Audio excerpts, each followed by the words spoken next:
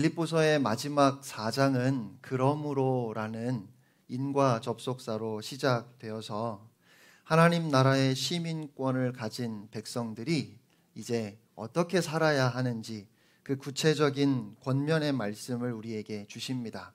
4장 1절에서 4절까지 주 안에서가 3번 나옵니다. 첫 번째는 주 안에 서라 하셨지요. 세상은 끊임없이 주 밖에 서라고 우리를 유혹합니다. 그 유혹이 때로는 살랑살랑 부드럽게 바람처럼 불어오기도 하고 또 때로는 거친 폭풍우처럼 휘몰아치기도 하지요.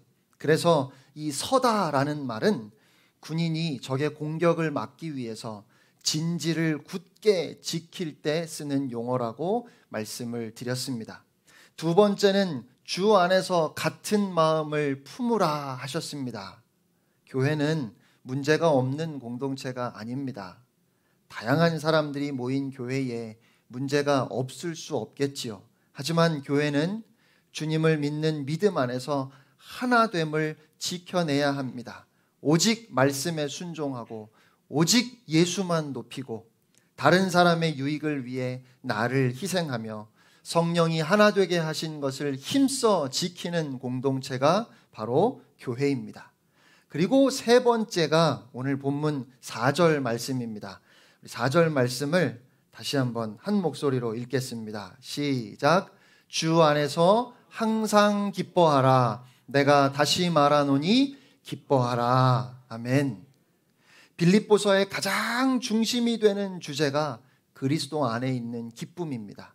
그래서 빌립보서는 불과 4장밖에 되지 않지만 기쁨 혹은 기뻐하라라는 말씀이 무려 16번이나 나옵니다. 그리고 오늘 본문 4절에만 기뻐하라는 말씀을 2번이나 반복해서 그것도 명령형으로 말씀하셨습니다. 그런데 한편으로 생각하면 이렇게 빌립보서에서 기쁨을 강조하는 것은 그만큼 빌립보 교회 성도들이 빌립보에서 사는 것이 만만치 않았다는 의미이기도 합니다. 로마 시민권자가 많았던 빌립보에서는 사람들이 로마의 쾌락주의적 가치관에 물들어 먹고 마시는 향락 문화를 최고의 가치로 여기며 도덕적 문란함을 즐기는 것을 자랑으로 생각했습니다. 또 율법주의자들은 먹을 수 있는 것과 없는 것을 가려서 먹는 그 자체를 신앙이라고 착각했고 할례받은 것만을 구원받은 유일한 징표처럼 여겼습니다. 이런 쾌락주의, 율법주의가 만연한 곳에서 오직 주의 십자가를 바라보며 살아가는 것이 쉽지 않았을 것입니다. 그래서 사도 바울은 하나님의 기쁨에 대해서 이토록 강조하는 것 같아요. 그러면 어떻게 하면 우리가 항상 기뻐할 수 있을까요? 여러분 지금 기쁘십니까? 여러분 안에 기쁨이 있으십니까? 어떻게 하면 우리가 항상 기뻐할 수 있을까요?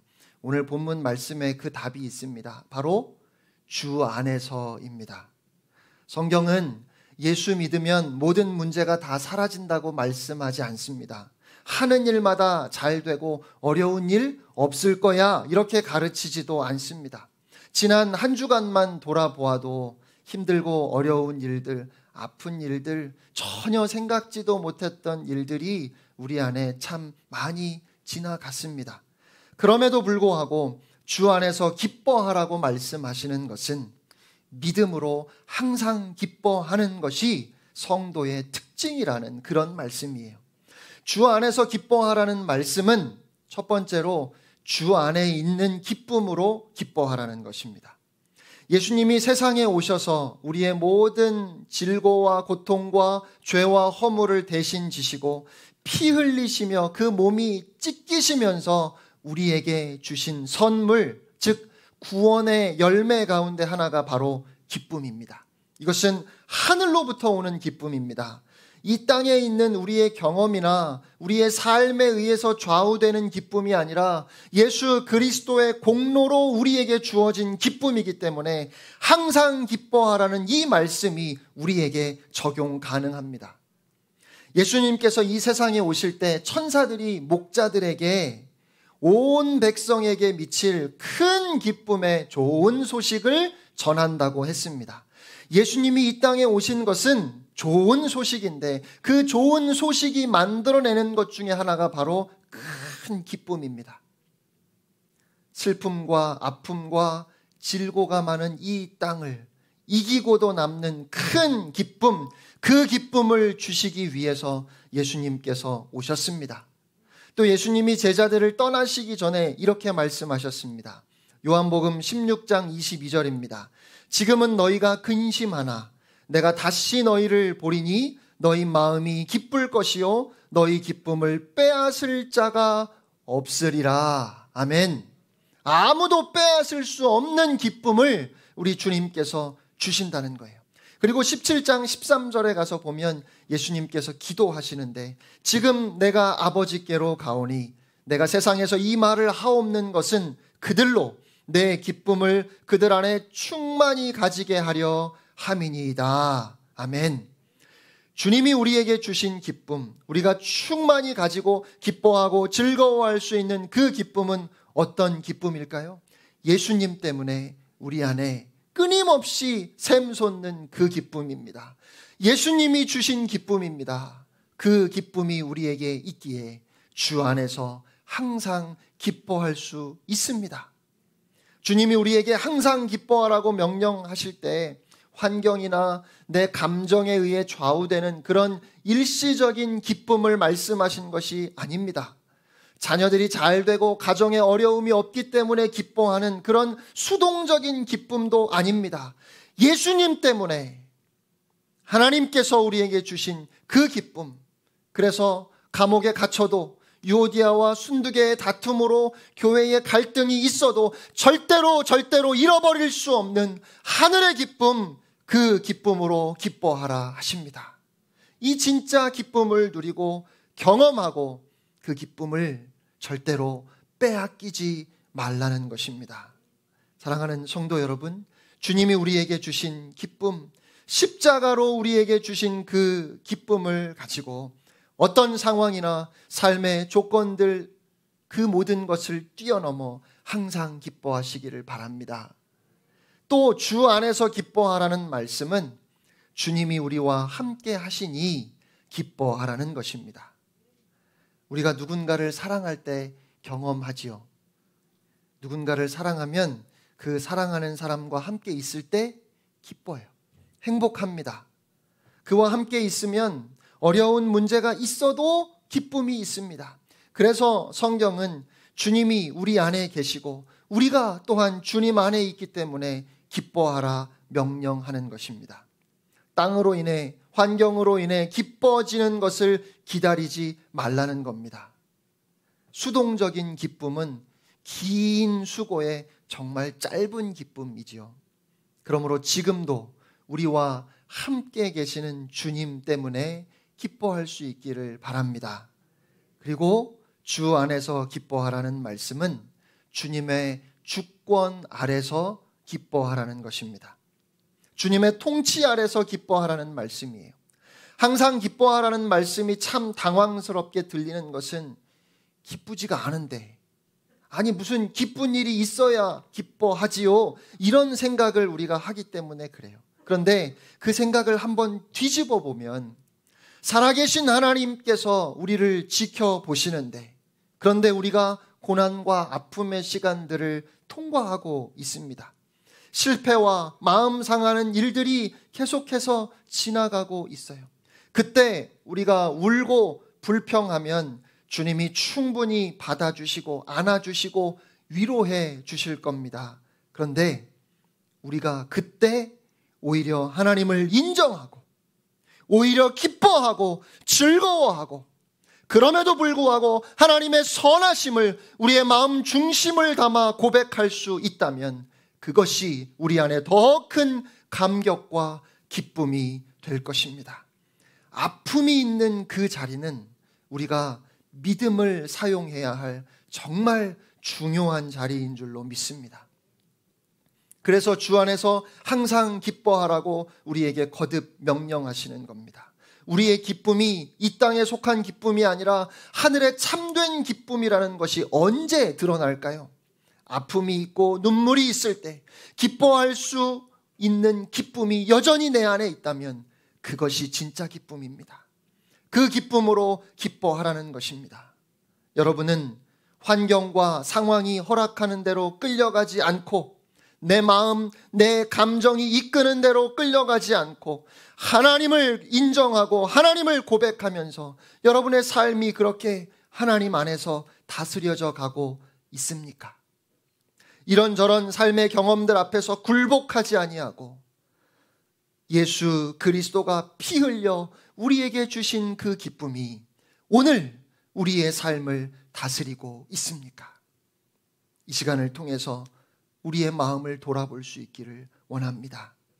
우리가 주님이 우리에게 주신 그 기쁨으로 오늘도 기쁨 가운데 기뻐하며 살아간다면 우리의 삶이 달라지는 것은 말할 것도 없고 우리 주변의 많은 사람들의 상처와 아픔이 치유되고 회복될 것입니다.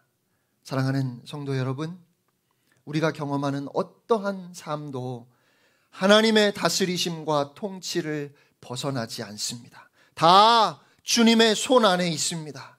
이 모든 것이 지금은 눈물 같고 아픔인 것 같고 고통처럼 괴롭지만 선하신 하나님의 손에 붙들려 반드시 유익하게 될 줄 믿음으로써 모든 것이 합력하여 선을 이룬다고 하는 이 믿음 때문에 그 믿음으로 항상 기뻐하는 여러분이 되시기를 주님의 이름으로 축원합니다. 바울은 그렇게 기뻐하라 기뻐하라 권면하고 이어서 너희 관용을 모든 사람에게 알게 하라고 말합니다. 5절 말씀 함께 읽겠습니다. 시작.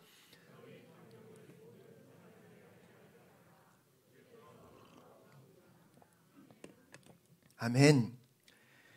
관용의 정신으로 사람을 대하는 일이 얼마나 필요하고 또 중요한지 모릅니다. 관용이라고 하는 것은 진리를 양보하거나 원칙 없이 무조건 용서하는 것을 뜻하지 않습니다. 진리와 원칙에 있어서는 타협이나 양보가 절대로 있을 수 없지요. 원칙을 포기하거나 진리를 내려놓는 것은 소위 말하는 좋은 게 좋다는 식의 자세는 성경이 가르치는 관용이 절대로 아닙니다.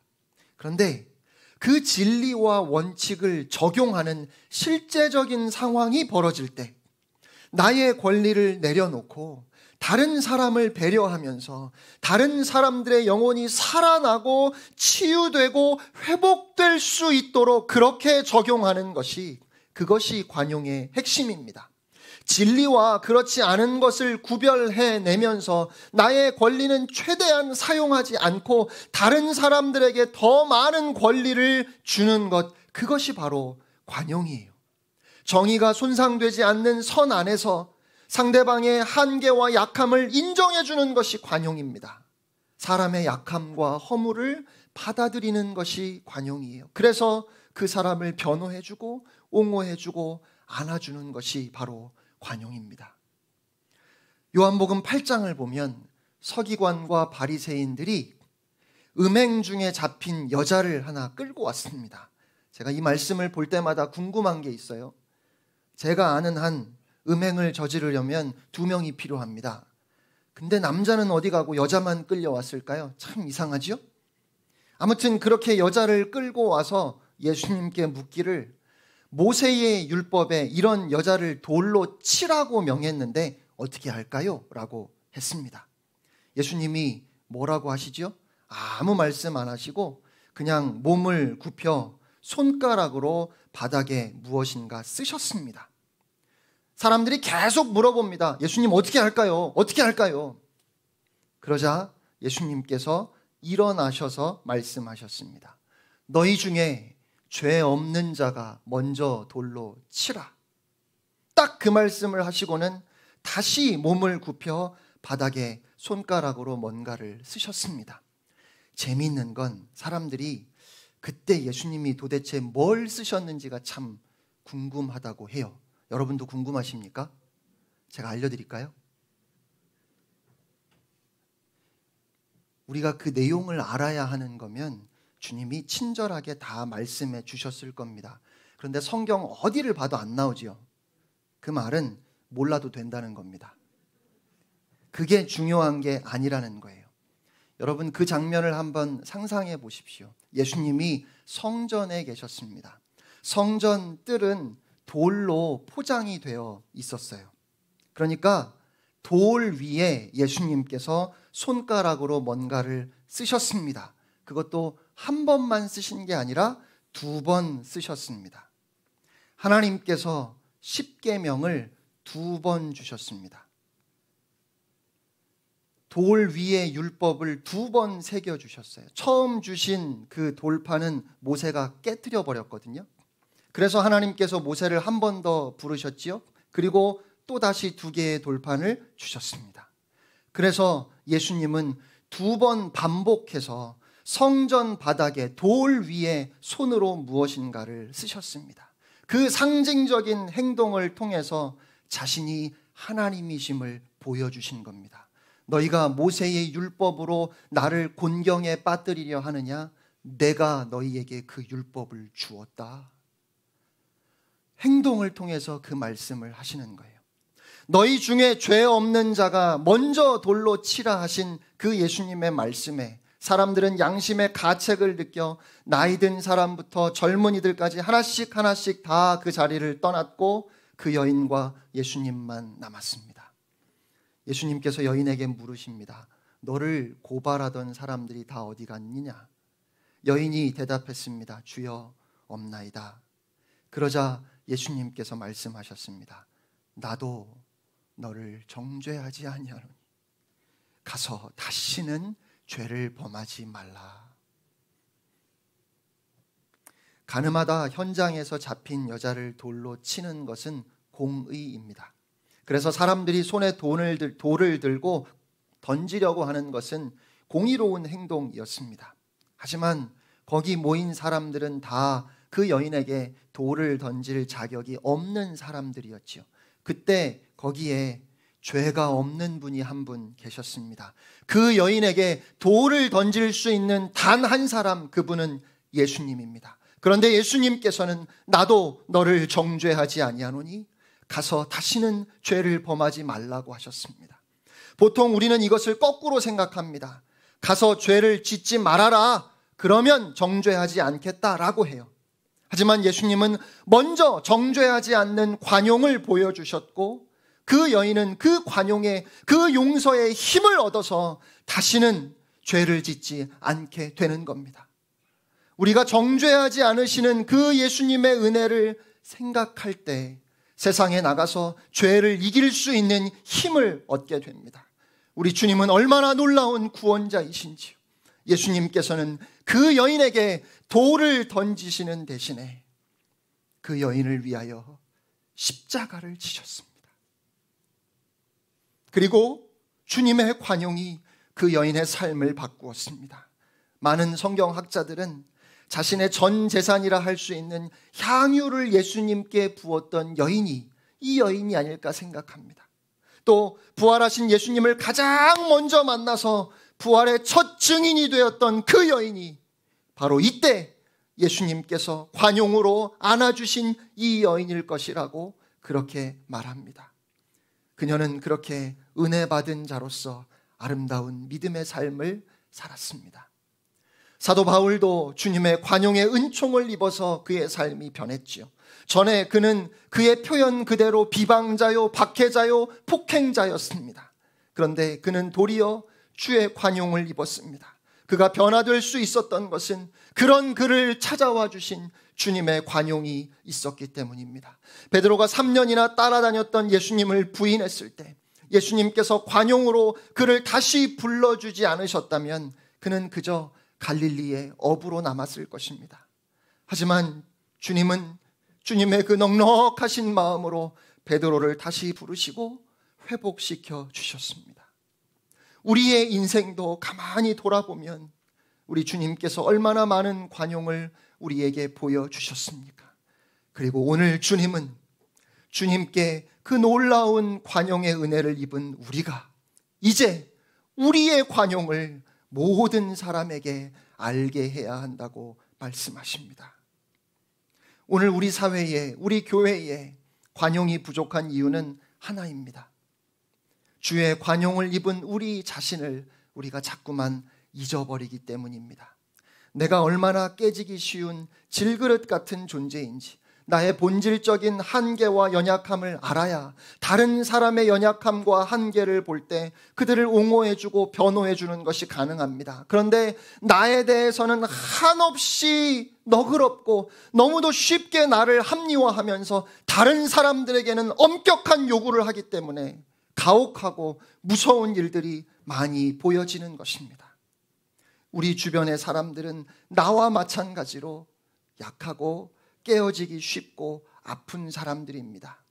그런 사람들을 관용의 눈으로 바라보고 그들을 배려하고 정의와 원칙을 세우되 차갑게 세우지 아니하고 사람을 살리고 회복시키면서 그렇게 정의와 원칙을 세워가는 것이 성도의 모습입니다.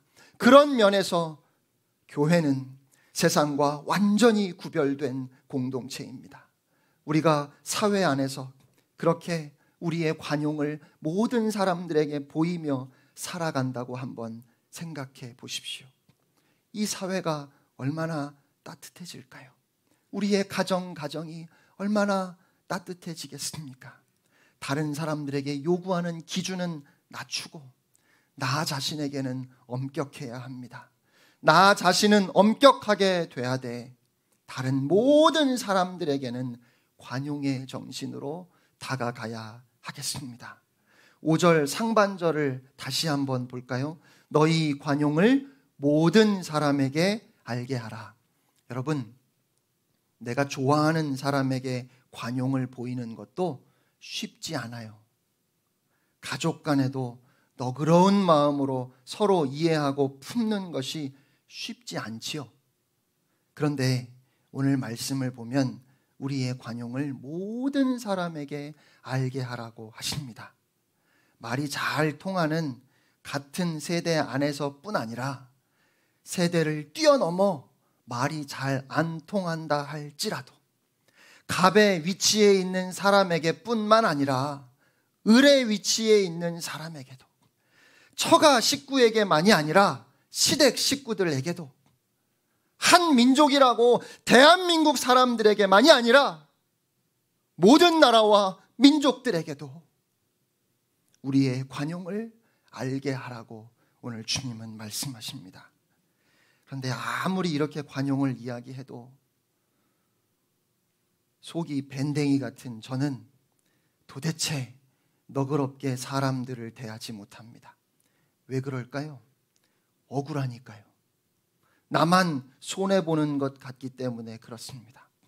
하고 싶은 말을 못하면 그냥 속에서만 부글부글 끓다가 나만 손해본다고, 나만 바보 된다고 생각하게 됩니다.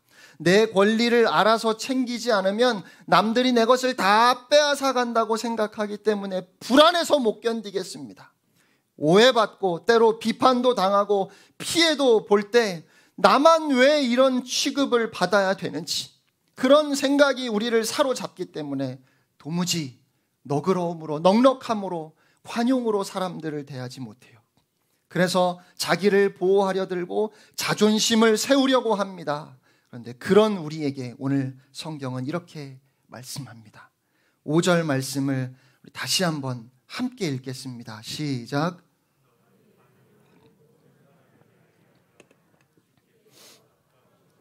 아멘. 주께서 가까우시니라. 여러분, 주께서 가까이 계십니다.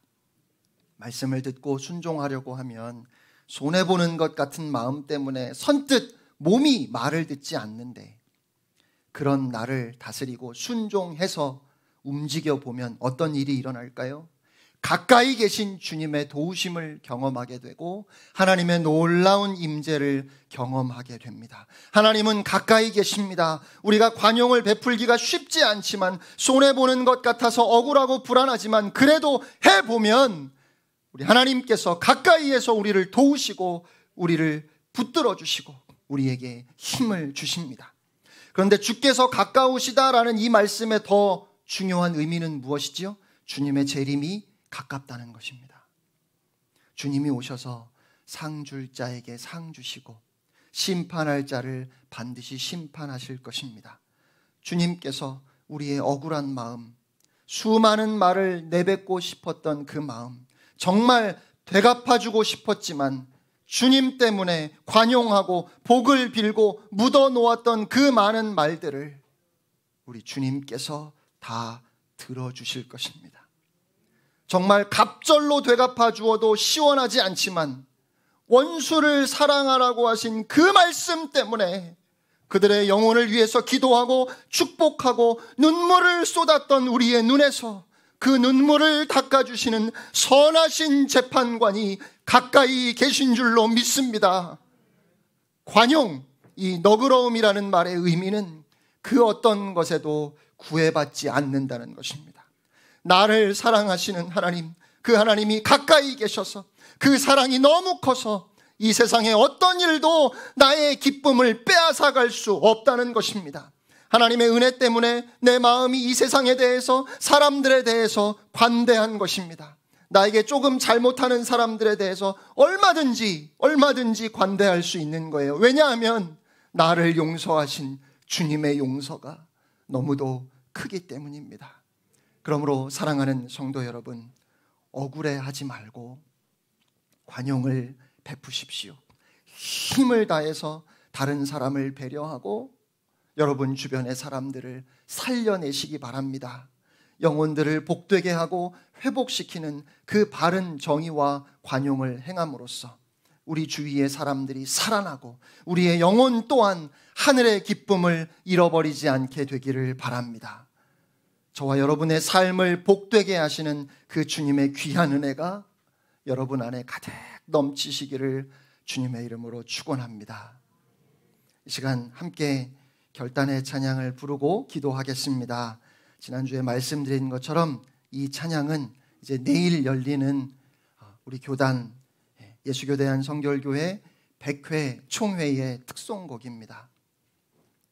이 찬양을 우리가 함께 부르고 기도할 때 100회기 총회가 거룩하게 하시고 이 땅에 많은 아픈 사람들, 힘들고 어려운 사람들을 치유하는 주의 손과 발이 되게 하옵소서. 우리 그렇게 기도하는 마음으로 함께 찬양하겠습니다.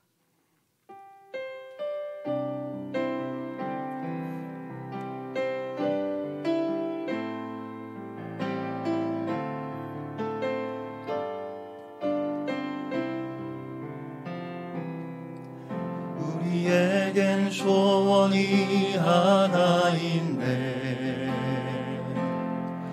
주님 다시 오실 그날까지 우리 가슴에 새길 주의 십자가 사랑, 나의 교회를 사랑케 하네. 주의 교회를 향한 우리 마음, 희생과 포기와 가난과 고난, 아물며 죽음조차 우릴 막을 수 없네. 우리 교회는 이 땅의 희망, 교회를 교회 되게, 예배를 예배 되게 우릴 사용하소서. 진정한 등의 날 우리 임하도록 우릴 사용하소서. 다시 한번 찬양합니다. 우리에겐 소원이 하나 있네. 우리에겐 소원이 하나 있네. 주님 다시 오실 그날까지 우리 가슴에 새긴 주의 십자가 사랑, 나의 교회를 사랑케 하네. 주의 교회를 향한 우리 마음, 희생과 포기와 가난과 고난, 하물며 죽음조차 우릴 막을 수 없네. 우리 교회는 이 땅의 희망, 교회를 교회 되게, 예배 되게 우릴 사용하소서. 진정한 등의 날 오늘 임하도록 우릴 사용하소서.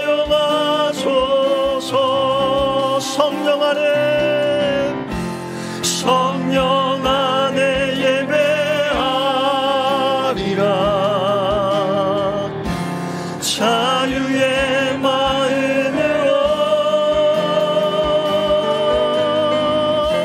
사랑으로 사역하리라.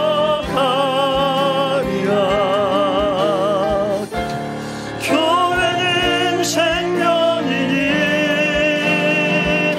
교회를 교회 되게, 예배 되게 우릴 사용하소서.